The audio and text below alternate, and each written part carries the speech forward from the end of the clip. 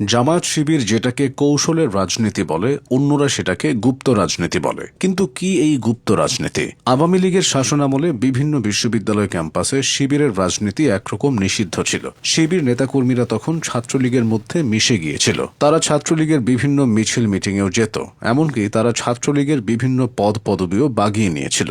অন্যদিকে ছাত্রদলের নেতাকর্মীরা পাইকারি হারে আটক হয়েছে, ছাত্রলীগের হাতে মার খেয়েছে। জামায়াত ও শিবির সবসময় সাধারণদের ভিড়ে মিশে থাকতে চায়, এতে নিরপেক্ষ থাকা সহজ হয়। এই যেমন শিবিরের পক্ষ থেকে বলা হয় তারা লেজুর ভিত্তিক রাজনীতি করে না, মানে জামায়াত ইসলামের সঙ্গে তাদের সম্পর্ক নেই, যেমনটা আছে বিএনপির সঙ্গে ছাত্রদলের। কিন্তু জামায়াতে ইসলামীর স্বার্থ সংশ্লিষ্ট যে কোনো মিছিল মিটিংয়ে শিবিরকে দেখা যায়। সাধারণ শিক্ষার্থীদের মধ্যে মিশে থাকায় শিবির ছাত্র সংসদ নির্বাচনে অন্যদের চেয়ে বেশি সুবিধাও পায়। 5 আগস্টের পর ঢাকা বিশ্ববিদ্যালয় সহ বিভিন্ন ক্যাম্পাসে প্রকাশ্যে আসতে শুরু করেছে ছাত্র শিবির। সাদিক কায়েম তাদের মধ্যে অন্যতম।